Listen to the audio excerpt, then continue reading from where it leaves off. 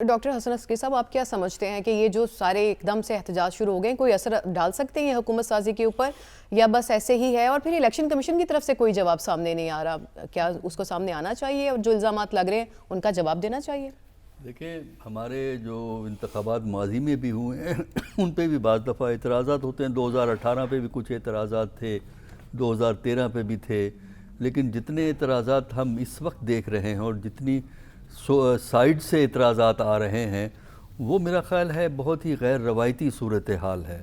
اور دوسرا یہ ہے کہ یہ بات ہم سمجھنے سے قاصر ہیں کہ جو ہمارے جو ادارے ہیں جس طرح الیکشن کمیشن ہے، یہ غلطیوں کو ریپیٹ کیوں کرتے ہیں؟ بھی کوئی ہر دفعہ کوئی نئی غلطی کرنی چاہیے نا. دیکھیں نا، فتنہ کہاں سے شروع ہوا؟ وہی جو ان کا ٹرانسمیشن سسٹم 5-4 گھنٹے کے لیے بند. سوال پیدا ہوا بند کیوں ہوا؟ اگر بند ہوا ہے تو پہلے کیوں اتنے کانفیڈنس سے کہا گیا کہ چلتا رہے گا اور یہ ہوگا اور وہ ہوگا؟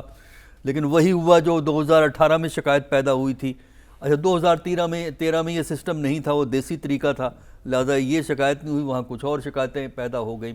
اس سٹیج پہ ایک بات تو واضح ہے کہ اگر الیکشن نے کوئی پازیٹیو رول پلے کرنا ہے، اس کے لیے لازم ہوتا ہے کہ الیکشن جو ہے اس پہ پارٹیز کو اعتماد ہو، اس پروسیس پہ اعتماد ہو. اور اس دفعہ کچھ حالات کچھ اس قسم کے ہیں کہ مختلف پارٹیز کو جنہوں نے سیٹیں بھی جیتی ہیں ان کو بھی اعتماد نہیں، جنہوں نے سیٹیں ہاری ان کو بھی اعتماد نہیں. اور اسپیسیفک اعتراضات ہیں، وہ غلط بھی ہو سکتے ہیں، ہم یہ نہیں کہہ رہے کہ اعتراضات صحیح ہیں، لیکن اعتراضات ہیں جن کو کہ ایڈریس کرنا چاہیے تھا الیکشن کمیشن کو. وہ بیٹھا ہوا ہے الیکشن کمیشن، اپنے بادشاہ سلامت بیٹھے ہوئے ہیں، کوئی پرواہ نہیں ہے.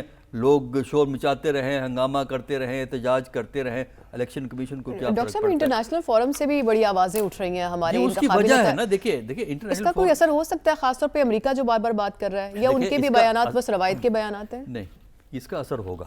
اس کا ابھی میرا خیال آج یا کل میں وہاں امریکہ میں یہ جو وہ تھا نا سائفر والا قصہ، اس پہ بھی ڈیبیٹ ہونے والی ہے میرا خیال ایک آدھ دن کے اندر امریکہ کے اندر.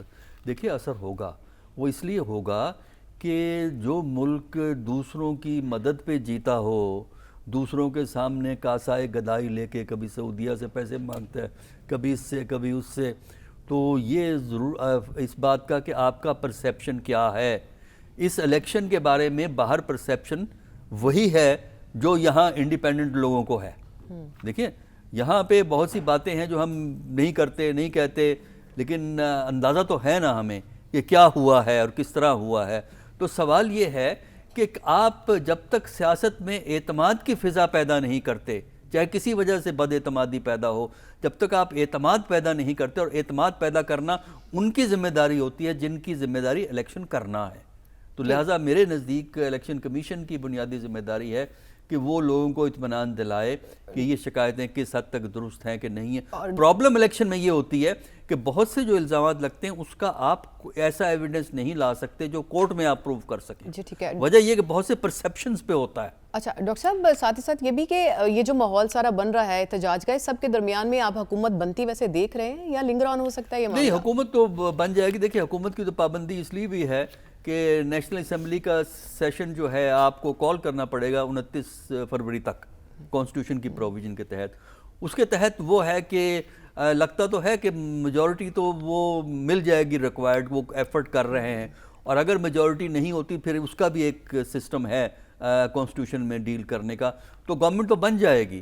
لیکن سوال تو پھر وہی پیدا ہوگا نا کہ گورنمنٹ کیا اس قابل ہوگی، اس پوزیشن میں ہوگی کہ ان ایشوز کو ایڈریس کر سکے، ان چیلنجز کا مقابلہ کر سکے جو اس وقت پاکستان کو درپیش ہیں، جس میں ڈومیسٹک چیلنجز بھی ہیں اور دنیا سے تعلقات بنانے کے چیلنجز بھی موجود ہیں، عام آدمی کے چیلنجز بھی ہیں، اور اکانومی کے جو بڑے سوال ہیں، مشکل سوال ہیں، وہ چیلنجز بھی موجود ہیں.